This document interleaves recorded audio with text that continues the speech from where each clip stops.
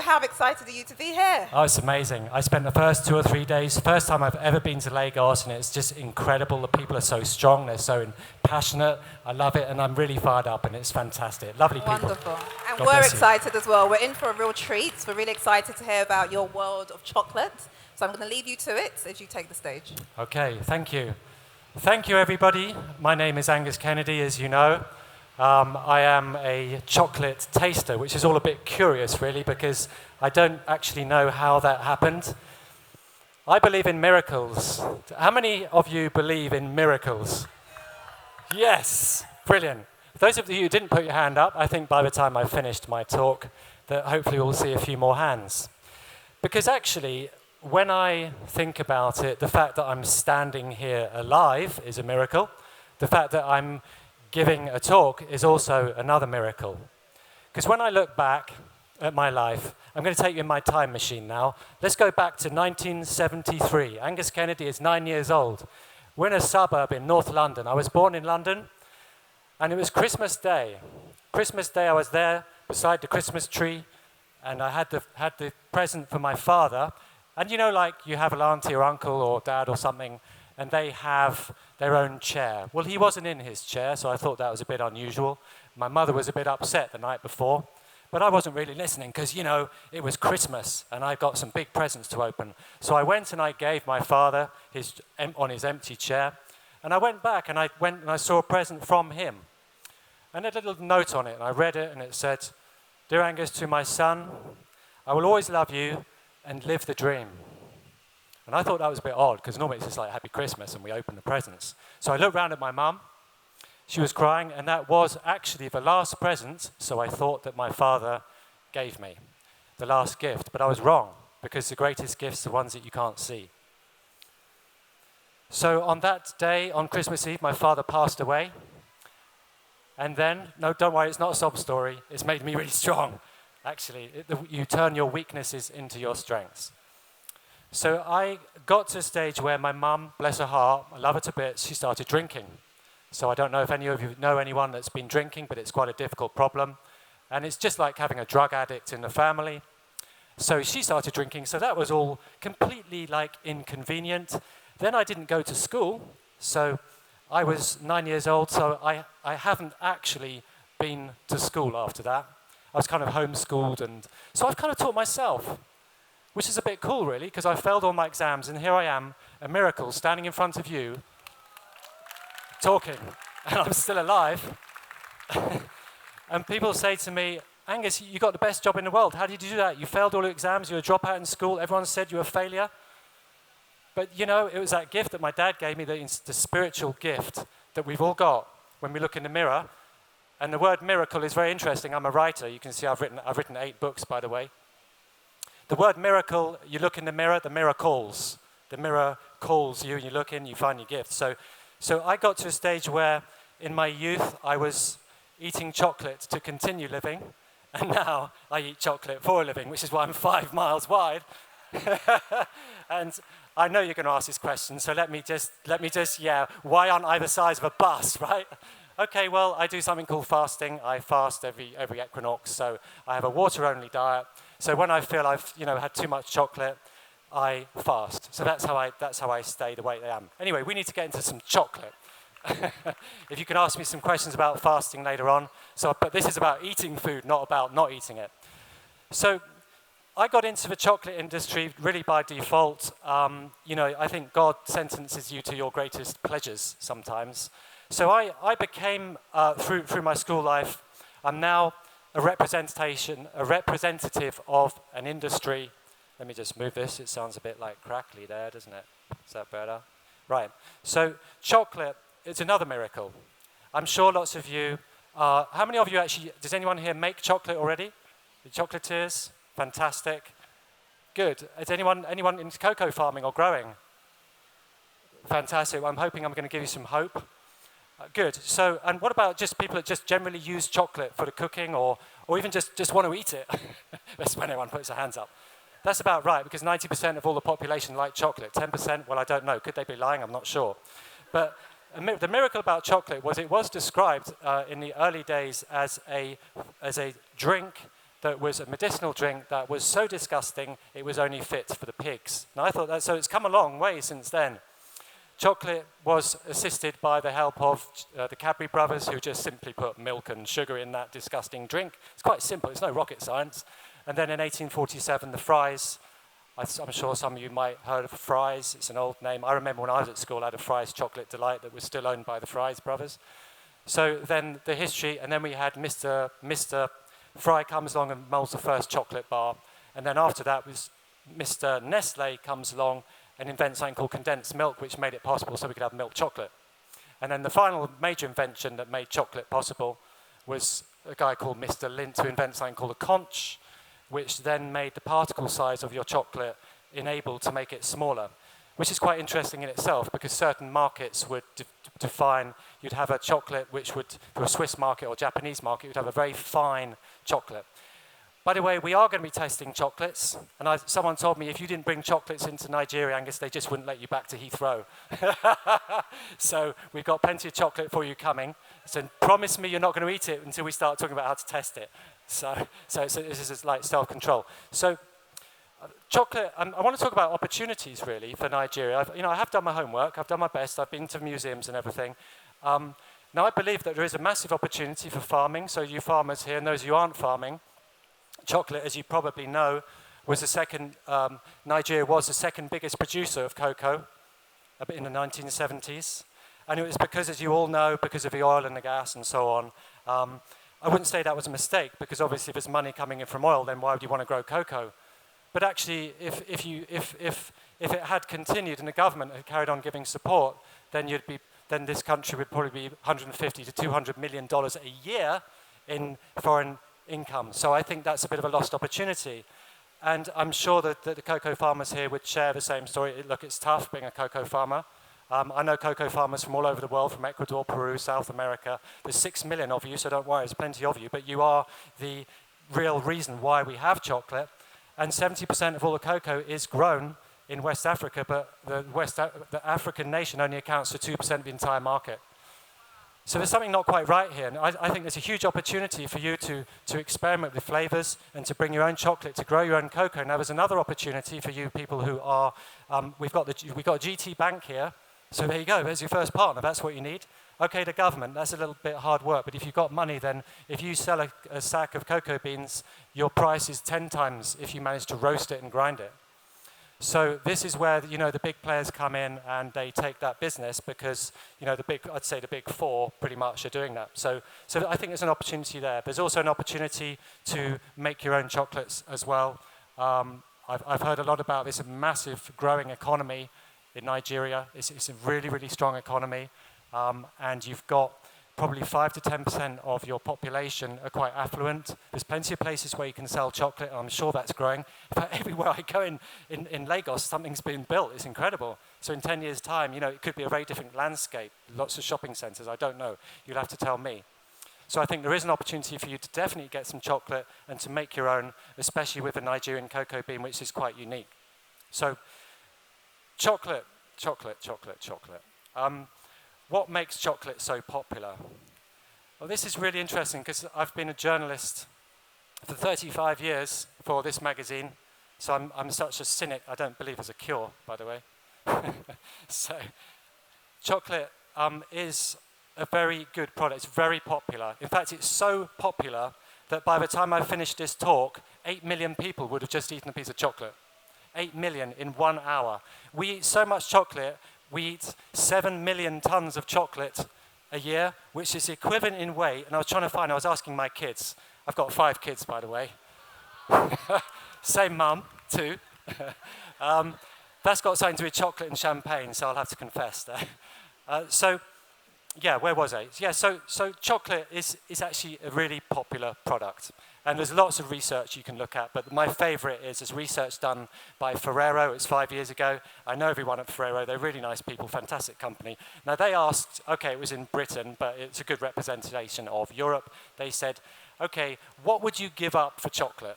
So, and they asked the British public. Now, the British public are very big drinkers. We drink a lot of alcohol in the UK, and I don't think that's anything to be proud of. But they asked them, 47% of all the people in the United Kingdom would give up alcohol for chocolate. 37% would give up religion. So we're dealing with a product that is incredibly popular and incredibly emotive as well. And there are lots of reasons why you shouldn't eat chocolate, and you could just go on forever. But I believe that the product, when you look at the actual product, it's really interesting. And with the sugar issue, we can talk about that a little bit, because chocolate is so, there's a reason why people love chocolate. It's not just, oh my God, give me a chocolate. No, there's a reason why. Is that too loud? Okay, right, yeah, I didn't do it. So chocolate is, there's an experiment that was done by these, you know, you get these mad scientists, and they got a whole load of rats and they addicted them to cocaine. And then they got a whole load of rats which were addicted to nothing, and they put them in the same cage, and they put sugar in one end and they put cocaine at the other. I don't know if anyone's heard this research. Yeah, you know, and it didn't really hit the press. And I was a journalist, I was an editor at the time, and I didn't get this research. So this scientists proved that sugar was 4 times more addictive than cocaine. I can see lots of people nodding. Good. Phew. So, yeah, whether or not we like that, I do believe that. I do believe that sugar is quite addictive. 80% of all products in the UK have hidden sugars. I don't believe it's right to have 32% sugar in my crunchy nut cornflakes, honey nut cornflakes. But, you know, we've got to deal with this. So, therefore, chocolate also has a bit of caffeine in it. Not much, but just a little bit of caffeine. But then it's got phenols. Ha-ha, phenols. They relax you a bit. So chocolate's got a relaxant in it. So that's, hey, that's cool. I can just eat chocolate all day long and be the size of the bus and not worry about it because I'm full of phenols as well. So it relaxes you. Oh, but it's got flavonols in it. Flavonols. Yes, okay. You know, some of the crazy things that they say that flavonols can do, you just wouldn't believe it. I don't know if you've heard any of the claims that chocolate can do. You know, it's healthy, it's good for your hair, it's good for your skin, it's good for your circulation. The best one I heard in all my life was I received a product like this. This is like a sort of blister pack, and it was a little box, and it was a box of chocolates. I've seen a lot of strange chocolates in my life, and we're talking about claims, and inside was a piece of chocolate, and you take the chocolate out and you put it in your mouth. So this isn't a piece of chocolate. And this chocolate claimed it was good for stage fright. My God, you know, I've heard it all before. You know, Jesus. I mean, perhaps as far as I could go would be fertility, because I do have 5 kids, perhaps. But, you know, so I don't think we should really eat chocolate to be healthy. I stay healthy so I can eat chocolate. Now, thank you. So the good side of chocolate is that it's a highly marketable product. You can use it in any way that you want. You can coat it, you can make products with it, you can do truffles, you can do whatever you like. And what I'm noticing now is that the industry is getting rather divided, so there's a political reason why we have to eat chocolate. It's like completely doing my head in. Oh, you can eat this chocolate because it builds a school. You can do this one because it'll rescue the farms in Peru, which actually we tried to do anyway. And as out of all the associations and things that have been launched to stop poverty, actually none of them have really worked.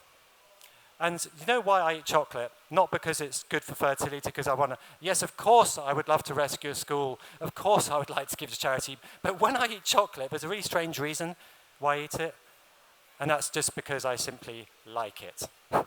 It's as simple as that, so I love chocolate. So we're going to come on to some chocolate tasting soon. I think we're just coming up to that time where you're thinking, is he going to give me the chocolates now or what, you know? So I'll tell you another story about bringing these chocolates in. It was really funny. When I bought some chocolates from a factory in Belgium. I'm sure many of you know a very large factory in Belgium. I'm sure many of you might have realized who it is by now, but I wanted to select 3 types of chocolates for you to taste. One of them is a personal favorite, another one's a new one, and another one is a really good example of like a single source chocolate. So it's like, you know, it's a really nice flavor. So we should start really dishing out some chocolates, or else they're going to lynch me. So while we're talking, and we're going to go for some questions, my beautiful friend here, Agnes, it's easy to remember my name, it's only a couple of letters. We're going to get some questions while we're getting some chocolates too that we can taste in a minute. Okay, wonderful. So I think the chocolates are going to start coming out. Please, guys, if we can start handing out chocolates. Thank you. Also, guys, once you get these chocolates, please don't eat them yet, right? Because we want to... Exactly. Angus will be showing us how to taste them and test them, so we don't want to eat them just yet. So do we have any questions at the moment? Okay, one at the front. Thank you. Hello. Hi. Okay. Thank you for being here. This is my first masterclass, and I'm very happy and excited that it's yours. My question is, you touched on sugar and how addictive it is. Can you hear me? Sorry. Yeah. What alternatives can we use in chocolate to keep that quality but replace the white sugar? Thank you. Very good question. So the question is, sugar, people are getting onto the fact that sugar's, quite fattening. But actually, an interesting thing about sugar, it's got about 8 grams, it's got about 8 calories per gram. Alcohol is about 18.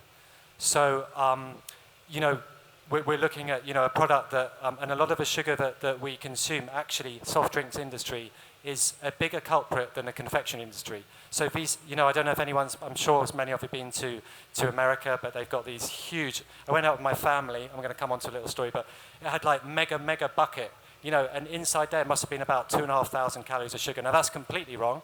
The chocolate industry is doing a lot. There's xylitol, there's stevia as well. They are doing some really nice products, but I get sent these products, and I know a lot of people that are making them, they're all personal friends of mine, and I still think that they've got a bit of a way to go. They just don't taste the same, which is a real problem. The only thing I can say about chocolate is it's an indulgent product, and well, it's 8 o'clock in the evening, I'm having a coffee, and I'm going to cheer up everyone, and I'm going to give them a chocolate.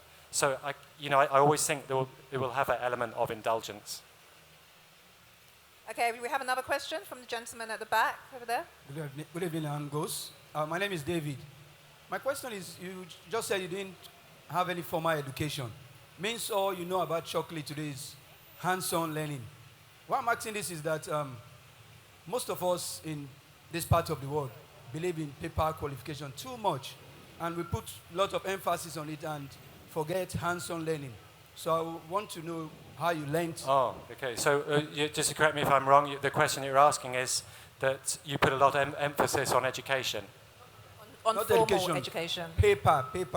Not Paper really. Formal education. education, as you said you didn't go to school. Yeah, that's So correct. formal education, Yes. I mean. Yeah. Yeah, well, I by default, I didn't go to school, but I was always a deep thinker, so I always believed in myself. I never really doubted myself, even though everyone else around me did. But I sort of believed that when in my education, I thought that I can be taught all the skills to be sad with, and that I have a gift with all the skills to be happy with. And I kind of just stuck to it, and just stuck to my beliefs. And in fact, what's the point? I know this is a bit challenging, but what's the point in learning history when you can make it? We're all making history every day. Thank you. How do we know? Okay, perhaps I'm just a bit of a deep thinker, but I do see that as a gift that I didn't have a formal education, because it just kept my open mind. The mind is like a parachute. You jump out the plane, you have a closed mind, you land faster. So I just felt that with an open mind, I was able to accept more different types of thinking. And I guess that's probably why I'm here on stage.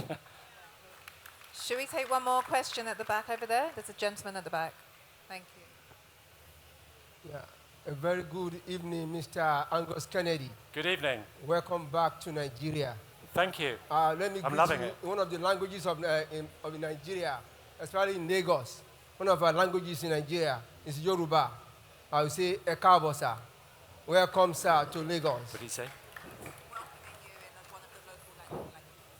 Welcome, sir. Come on. Come and give me a hug. Come on, man. Welcome. It's a formal welcome. I'm so honored to have you. Oh.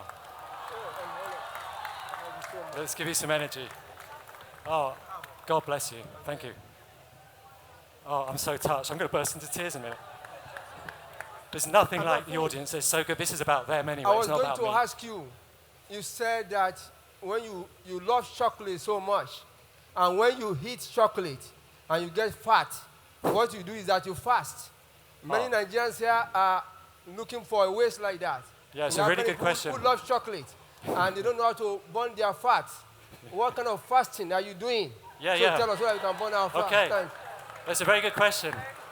Very good question. Yeah. In fact, I was actually here in the lounge here, just waiting to go on, and someone came up to me. I think you're here now, lovely lady, yeah, here, and she came up to me, and she asked me exactly the same question. So, I'm a journalist and I'm an editor. I've read and I've been to countless factories all over the world. I've seen ingredients being made. I've seen food colorings being made. I know about aspartame, algae, you name it. I've been to all these giant chemical plants that go and that make these ingredients that go into our food. And after about 30 years of going around all these factories, you kind of sort of wonder, shouldn't I just eat an apple? You know, what's all this, 15 miles of kilometers of pipes just to make a food coloring, so the equivalent of a blackberry, so we can make it look like a blackberry. We'll just go and pick one and eat it. But going back to your question, fasting, I got carried away there. I'm quite a spiritual person. I believe I've had many lives. I've been around a long time. I've got a big message. But so when I fast, I was actually in the gym, and there was a friend of mine. He was a Muslim, and he was doing the fasting. I said, well, that's cool. I'll do that. So I joined him, and then after a while, people told me, you look a bit younger. You get into a mind frame of ketosis, so that you've actually controlled your mind, because you don't need to eat and snack every day. You just don't need to. It's advertising, 4 a day. The word tea time. Tea time was invented by Victorians. The actual word noon, didn't mean lunch. The word lunch in Saxon doesn't mean lunch. It meant a little drink. So we've been made to eat all these meals when we don't need them. But we've also been, because it wouldn't be very profitable if you all fasted tomorrow, would it? You're not going to make money out of you that way. Yeah. So when you do fast, you get into ketosis. You get to day 3. And it's really strange. You start to feel really alive. And I drink mineral water only, without fluoride. And I just feel brilliant when I do it. And yeah, okay, of course you lose weight, but I don't do it to lose the weight. I do it because I want to win my mind back for myself. Because if I don't have my mind for myself, someone else is going to hijack it. Awesome. Wonderful. Should we get to the chocolate tasting now? We should, yes, because before we they're answer looking more very, questions. very agitated. Yeah. I think they want to eat. Okay. So now we're going to ask, would someone like to come and join me to... I'm going to have to leave this enormous responsibility to you, How actually, many people do you Agnes. want? Just the one? Or Yeah, just one would be. one person. No. Let's have this lady here. Sorry, guys. Hello. Okay. And what's your name? My name is Yvonne. Yvonne. Thank God it's an easy one for me to pronounce. Okay, Yvonne. So it's very simple. We're going to show these wonderful people how to test chocolate. Okay? So it's very easy. I guess, does anyone know the chocolate test here? 1 or 2 do. Right, okay. So we're sorry if we're going to go over ground that you've covered before, but we're going to make it fun anyway. So in order to test a chocolate, we use all our senses, right? So we've got 2 types of chocolate here. And there's nothing wrong, by the way, with a bad chocolate. There's no such thing as bad chocolate. It's just what we're trying to show you is how to identify a quality chocolate and one that isn't such a quality, so that you don't spend too much money on chocolate. You think, actually, that's not worth it. That hasn't got enough cocoa butter. So what we're really looking for is to identify the cocoa butter content, because that's what makes a chocolate into a chocolate. And if it's got no cocoa butter in it, we have to call it vegetate, which doesn't sound so good on Valentine's Day, does it? Okay, so, Yvonne, first of all, I want you to have a look at this product. And just look at it, and you compare. Perhaps we can get the camera onto this. Which one looks a bit more shiny? This one looks a bit shiny. This is shiny.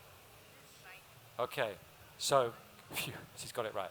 Yeah, it's not easy actually.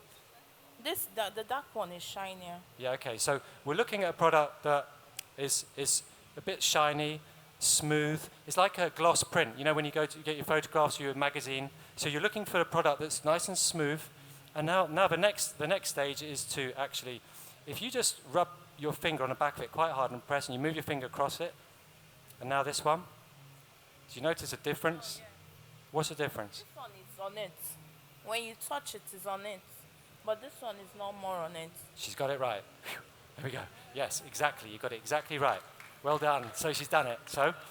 So basically what that means is that what she's noticed is that this one's slightly more rough. You know, when you touch it, a good chocolate is really smooth. It's like touching the top of a grand Yamaha piano. Don't worry, I haven't got one. I'd love to have one. But, you know, like polished wood. So that's good. Now the next, this is when, have you all got your samples, by the way? Great. Okay, so we're going to get ready. Oh, right. No, we mustn't start without them. But that's okay. We can still talk. We can still do the test. So, and the next stage is to. This is quite difficult actually, and it's to get the chocolate smells of chocolate. Believe it or not, sugar is completely odorless. It has no smell. So the cheaper chocolates tend to be absolutely loaded with sugar, not much cocoa butter. So if you want a really good quality chocolate, there are certain producers that actually put in more cocoa butter because they want a quality product, but you can cheat and you can get your cocoa butter down to about 10% and just fill it up with vegetable fat. So this is what we're looking for, and you can actually smell cocoa butter. So I want you to just smell this product. Just give it a smell. Does it smell like kind of vanilla-y? Okay. Now try this one. Can you smell like a difference? Okay. It's got a stronger smell. Yeah. Right. Okay. You can actually smell the cocoa bean. Yes.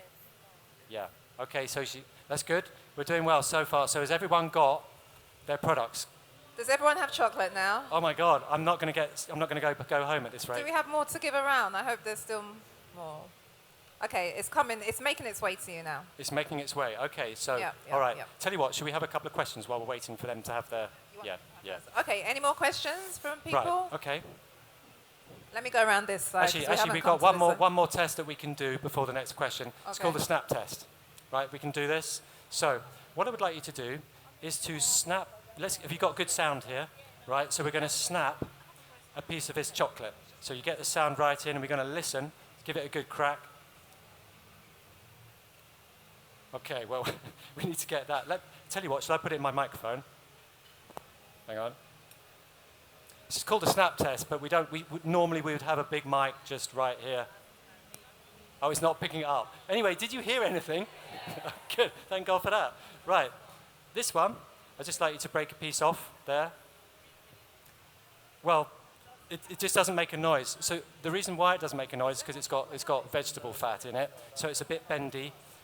So a good chocolate will literally make a little click. So that's called a snap test. So now we've done a snap test, we've done all the tests, we just simply got to eat it. So has everyone got their chocolate? Well, okay. Well, if you guys haven't, we're going to start distributing it while we've actually got some on stage here. So if we'd like to hand some chocolates, if you've got some runners, we can give these people some chocolate. We just hand it by hand. Okay, should we take a question in the meantime? Yeah, okay. Okay. Okay, so thank you very much. You've been wonderful. You've been great. So I have a present to give you. It's a copy of my book. Thank you. Okay, you've been wonderful. Thank you. Okay. Thank you. My name is Tolu Daramola. My question concerning chocolate. Some years ago, I have a little boy who was diagnosed as being borderline diabetic. Yes. But I was surprised when I was told he could actually have lots of chocolates. Because initially we took him off sugar. And at a point, I was told he could actually have chocolate. But when I come out, based on what you're saying now, it's sort of contradictory.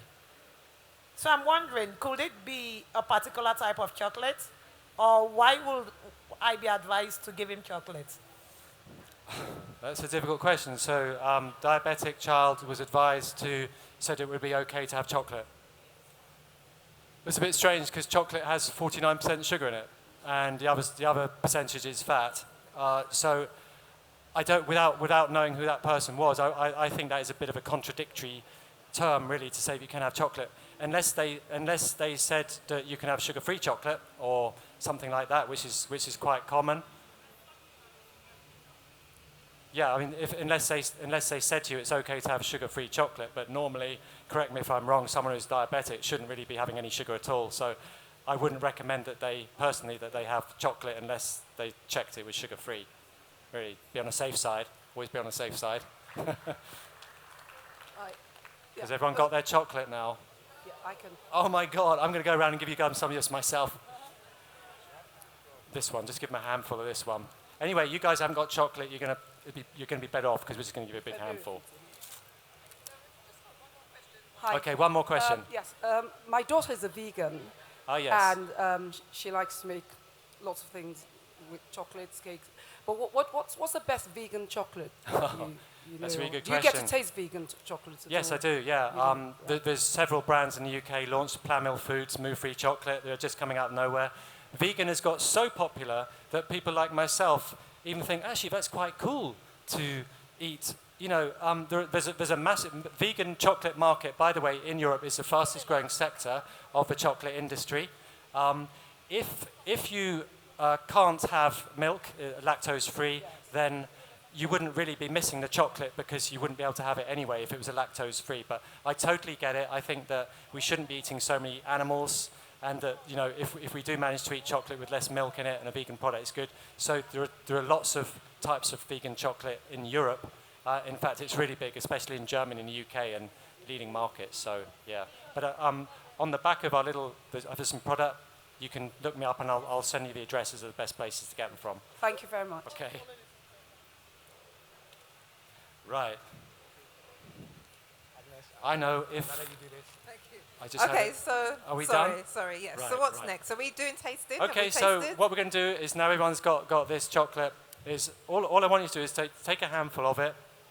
Actually, Agnes, I think we could do this as well together, even though we're going to use this Okay, one. can we have some people serving, please? Is there any more servers who can come to help? Right. So take a handful of Okay. So I'd like you to take it's white. The first chocolate is a white chocolate. It's a kind of sort of light brown color. I'd like you to take some of those products. Please try not eating it just yet. I know it's very difficult. And Should they give this out as well? Or not yet? yeah, they need that one as well. Yeah. Okay. So this is a white chocolate. Now the interesting about white chocolate. Now what I want you to do is just smell the white chocolate. Can you try smelling it? You should be able to smell the butter. It should smell buttery. Don't worry if you eat it, it doesn't matter, but you should be able to smell the cocoa butter. That's all I'm trying to say, is that a good chocolate doesn't have to smell like chocolate. It smells buttery, because the butter is what makes a chocolate a chocolate. This is a white chocolate. It's got no cocoa powder in at all, but it's still a really good chocolate, and it's got a burnt caramel flavor. So now, please try it. For me, chocolate is like a relationship with my partner. So please go ahead and try the white chocolate. And it's one of my personal favorite white chocolates. It's got a burnt caramel flavor. What do you think, Agnes? Do you like it? I can't stop eating it. It's really nice. And Very nice. I bought this because I thought it'd be an interesting flavor for you to use in Nigeria. I think it's a really nice flavor. It's very difficult to buy. And if someone made a bar like that, they're onto a winner, surely. So the next chocolate is a dark chocolate. So if you take a few of those little beads out, if people are here eating them, that's fine, no problem at all. So again, smell the chocolate. It should smell really rich, this one.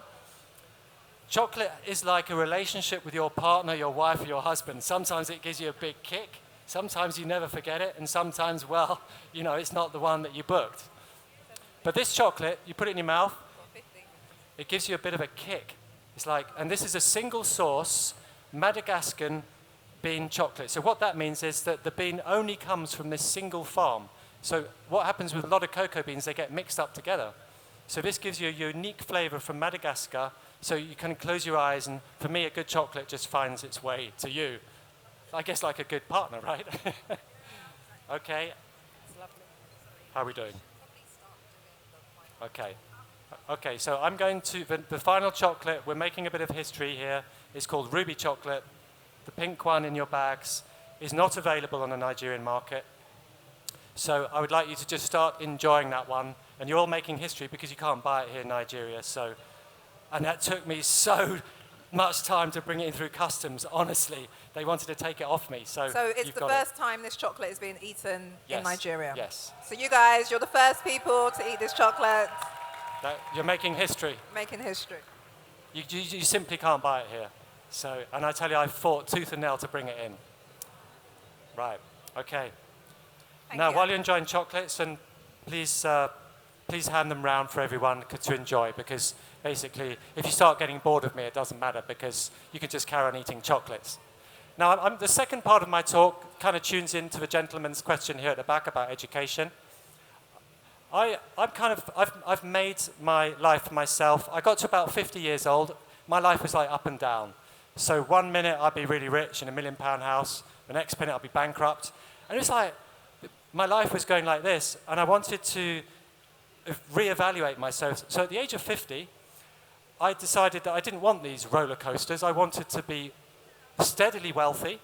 Everyone was telling me that, wow, you got a great job, you're a chocolate taster, that's amazing. So journalists would say to me, wow, you got the best job, but actually deep down inside, I wasn't happy because I wasn't doing what I'm doing now, and I hadn't got my book published.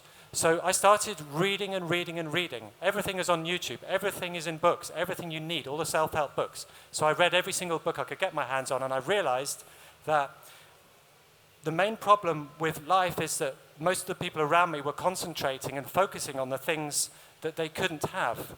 So they were saying to me, oh, I'm having a bad day because I can't have this and I can't pay that. And, but they weren't actually focusing on the things that they wanted. So I thought that was really interesting. So I applied that to myself, and I developed this own program of mine. And I can tell you it does work, because I never did any public speaking at all until 2 years ago. Nothing. So this is like come out of me. And how I did that was, I think, can apply to us all here. I mean, I don't know if any of you kids are still at school. I don't want to influence you too much, but I didn't actually pass a single exam, not one. So I consider myself to have failed my way to success. And so I looked at the mind, the power of the mind. You've all got these immense tools. They're so powerful. Jesus, they are so powerful. And I started to look at what was going on in my mind and to analyze it. And I was thinking, oh God, I'm on the M25. There's another crash. And I found it quite difficult. But I analyzed my mind. We have 60,000 thoughts a day to 70,000 thoughts a day. And psychiatrists say that the next day we think 70 to 80% of the same thoughts that we thought the day before. So I don't know if we're all trying to live. How many people here really want to live the dream and you're on your way? Fantastic. So I still want to live my dream. I still want to do it. I'm still on my way. But I realized that my mind had been hijacked by marketing. My mind had been hijacked by just about everything that wanted it to think about something else apart from what I wanted in my life, which was my dreams. So I managed to clear my mind. I meditated. I stopped reading media. I stopped reading books. It was amazing. And I managed to get something called clarity. I'm going quite quickly, I'm sorry, we haven't got much time. But clarity, once you've got a clear mind, you allow the choice to come in. And I did it by living in Ireland. I went to live in a fishing cottage. And I gave up my life, I gave up everything, and I went to live in the mountains because I was so fed up with earning money. It didn't really matter because I wasn't Angus Kennedy. I wasn't the real person that I am now. You're experiencing Angus Kennedy, and I'm loving it. I'm loving it as much as you're loving it too. So I know this is a bit quick. There are things in my book, so you can pick up on it. But the next thing was simply to imagine everything that I wanted to happen. So I imagined myself being in LA, I imagined myself being on television, I imagined myself speaking in front of hundreds of people. I've imagined myself in Radio City, New York, speaking there in front of 5,000 people. I imagined my book getting published. This was like when I was 50 years old. So, and I still hadn't had my book published at 50 years old, and I've been trying for 30 years. I didn't give up. 30 years I've been trying. So I had to find a way through. I had to. So what I did was, I just simply made a choice that was based on something good, God, good, whatever it was. I just said to myself, all I want to do, because I used to say to myself, I want to write a bestseller, and why haven't I got a bestseller published? And I'm so angry with these publishers, because I can write. But that was the wrong attitude, it was wrong energy. So I simply imagined the book contract, I imagined myself on television. And then quite shortly before that, I went on a summer holiday with the kids to LA, scraped up all the savings. Don't know if anyone's been to Universal Studios. It's brilliant, isn't it? It's good fun. And they've got, I don't know if you've ever been on that jungle bus, where you go on that jungle bus, and you can go around the studios, you can look at all the things. And I went on this bus 5 years ago, and I was sitting on this bus, and we were at the point where the bus stopped. It literally stopped at the side of the Fast and Furious studios. And it was really interesting because I really loved this, and I said to myself, oh my God, please, that'd be so cool to film here. That would be so cool just to film here. Because it was a dream, it was a wild dream, but I just tested, I just tried, right? Look, I'm not an evangelist, don't get me wrong, but this really happened. So I got to the stage where I started imagining things, and then lo and behold, I got a book contract out of the blue from someone in LinkedIn, which literally just happened, and they said, have you written your book? We're ready for it, and I hadn't even written it. So I wrote a book. I wrote this book in about 3 months flat. But I'd never dreamed, I never imagined it'd be possible. But then after that, things started happening. So we've got to imagination, intention, and then the final two things really are the determination and patience. Patience, because if any of you guys are frustrated because you haven't done the dream in 6 months or 4 years, try 35 years, okay? It's a long time. But anyway, so we got to, the final bit was just being grateful. So anytime I taught myself to speak, I just phoned up all the schools. I said, look, do you want a mad guy that wants to speak? He went, yeah, why not, you know? So I learned to speak from schools, because children are the masters of being in the present, and adults are the masters of worrying about the future. I learned so much from children. They taught me everything. So then what happened was, I just started imagining all this sort of thing, and then the book gets published. I have a phone call saying, Angus, we'd like you to come out to New York on a book tour. It's like, what? You kidding me? Me? A Maidstone dad with 5 kids on a book tour to LA and New York? You kidding me? No, it's really happening. It was really happening, the things I'd imagined. So I went to New York, and I was on ABC News within 6 hours, NBC News, I was on Today Program, Parade Magazine. By the time I was in 24 hours, I was in front of something like 30 million people. It was like, what the, you know? So these things started happening. And I wasn't really trying, I was just allowing it to happen. I know I'm probably running over a little bit, we're nearly there. So I'm going to finish. So that started happening. When we went up to this book tour, the next stop was Los Angeles. So I thought, well, that's cool, we're going to film in Los Angeles. And we went to Hallmark Studios. They do it's like this program where they talk about Christmas and chocolates and all this kind of thing. So I went into the studios, and there we were filming. They gave me like this Winnebago. They gave me like a makeup mirror. Of course, I didn't have any makeup with me, but they definitely gave me a fridge full of beers and things, and that was quite fun. I just felt like a superstar. It's like, wow, how did this happen? Because, you know, I'm 50 years old. It's like, you know, I'm too old for this stuff. I can't even see a menu when my wife takes me out for a meal, or when we go out for a meal. I can't read it because I'm half blind. I'm going grey, and I can't even remember where my glasses are. And here I am in Hallmark Studios, in Universal Studios, filming with Hollywood actors. And I don't even know who they are because I don't watch TV. I didn't even know who these people were. And I was like sending tweets. You know who this is? Angus, you're next to. Oh, really? Oh, okay. So I didn't know it was happening. It was all like, yeah, okay. It was just so interesting. Anyway, so the final bit of the story. You've still got 5 minutes, so you're okay. 5 minutes. Wow, we can cover a lot of ground there. So we got to, we'd filmed with these amazing people, and I was just so grateful. You know, it was such a lovely experience. The things I dreamed of, the things I'd imagined every single night. So if you want to achieve something, every night before you go to bed, just imagine it, and your subconscious kicks in, and your mind will take control. Just don't listen to all the rubbish. Don't let your mind be hijacked. It really works. And the reason why I know it works is because after filming with Hallmark Studios, I just thought, well, if this never happens again to Angus Kennedy, I'll just go back to my kids and chocolate and whatever. We'll just carry on as I was, because I can stop here. It was that good. I really loved it. So went for a little walk. It was 90 degrees heat. And we went to this little. I went to the corner. I'm going to go on this corner because this is exactly how it was, right? And we were on the back of the bus. I had all my 5 kids with me, wife, everyone. We were all there on a lovely holiday. And I saw on the left-hand side of this bus, got 2 minutes, there was a guy here. Look, he's looking like this. You know, he was like smoking a cigarette. And I was in the bus. I said, look, there's a Hollywood superstar. Quick, let's wave at him. So I got all my kids to wave at him. You know when you get your kids to wave to someone, you do expect them to wave back.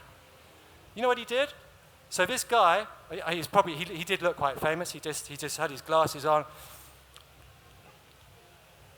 And he just walked off, right? I didn't like that. I didn't like that at all. So I started using my mind. So I said, if I ever come back, you know, then I will do that. You know, I won't do that. I won't do what he did. So, and I said that 5 years ago. I said exactly those words. If it ever happens to me, I promise you, whoever it is, whatever it is, I won't do that. 5 years later, last year, I was ending this tour, 200 million people, and I was coming out of Hallmark Studios and just chatting to Hollywood people. It's like, this is just ridiculous. And then the bus pulls up in front of me. You can see it coming, can't you? A bus pulls up in front of me with the benches on it. There's children on the bus. There's parents on the bus. There's tourists on the bus. I didn't have dark glasses, by the way.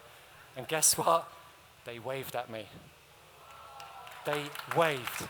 I'm getting quite emotional now. And my God, I gave them the best wave I could possibly ever give. It was really, and you know what? It didn't actually click because I was so high, like I am now. I'm really high. And then what happened was I just walked back and I looked at the place where this man was standing, and I was standing in exactly the same place that the guy that didn't wave. So that's just unbelievable. Now, I'm finishing now. I'm finishing. So look, if you came on the current, you can go out on the charge. If someone says no, you say yes. If they say you can't, you say you can.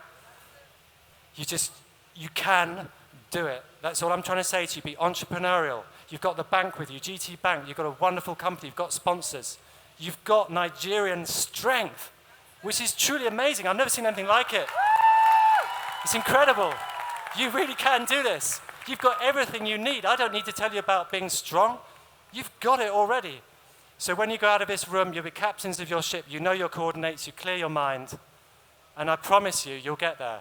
But you just need two other things. Patience, faith. I call it kind of blind faith because it's a long road because you're going to get knocked down. And it's about how you get up, not how you get knocked down. And finally, please don't wait till tomorrow because it may never come. And if Angus Kennedy can do it at 55, I'm 55 next month, then God bless you, you can do anything. Thank you. I'm sat here with the inspirational Angus Kennedy. Thank you. It's a pleasure to be here. I'm loving it. It's incredible. Pleasure to have you as well. So let us know, how was your class? What was the energy like? What were the people like? What was your message? The message is not to give up. And we can't really just keep dreaming, hoping, wishing and waiting, because if we keep doing that, we'll never really go anywhere in life. And from what I've been through, it was just lovely to give that message over. So you have to chase it. You can't just stand around and wait for it to come to you. No, you can't. I mean, everybody says you've literally got to work hard and you've got to get off the couch. You've got to get, people say to me, how do you write 8 books, Angus? And I say, well, I just switch off the iPhone. It's that easy. Just don't, that was it, Yeah. Okay, so what's the most exciting thing about working with chocolate? Oh, that's a really good question. The most exciting thing is being in events like this for me personally, because I just love the message. I love chocolate. It gets people excited. Who doesn't love chocolate? And you're just in a product that represents freedom because you want to eat it, and you just know you don't have to worry. You're just eating it because you love it and you want to eat it. And I like that feeling about chocolate. Lovely, lovely. So what was your worst and best chocolate tasting experience? The worst? Worst and best. Oh, gosh. Oh, that's another excellent question. Well, I do get sent some interesting products, because I have like an office and they send them to me for tasting. So some of the worst products I've had, they just genuinely taste absolutely horrible. And the worst experience is when someone is offering a chocolate that they've made and they say, try this one. And you think, oh my God, that's just so horrible. What am I going to do? Absolutely horrible. And that's really difficult. That's very difficult. So do you tell them, this is actually horrible chocolate? Or you're like, I'm afraid, I'm a bit of a chicken from that point of view because I don't want to hurt people's feelings. Yeah. Because I just can't do that. Fair enough. Okay, have you tried chocolate made here in Nigeria? I know you've been here for 2 to 3 days, so have you had the opportunity to try any sort of chocolate that has been made here? Yes, I have. I've been around the show all day yesterday, and it was lovely. Yeah, I met ZZ's Chocolates, all them there. I've met loads of people making not just chocolate, but all sorts of amazing products like Cameroon pepper and things. And I've had my jollof rice, and I've really got into it, and I just love the Nigerian culture and the food. Yeah. I never had imagined all these foods were possible. For me, it's been amazing going around that show. Yeah. It's really good. So what one word would you use to describe Nigerian chocolate? Nigerian cocoa is some of the best in the world. The only thing we've got to do is just ask the government to support the cocoa farmers so that they get the support they need so they can start growing some of the best cocoa in the world, because they need the support from the government. Yeah, and I'm definitely. sure this investment would help as well. So, yeah. Definitely. Thank you so much, Angus. It was such a pleasure having you.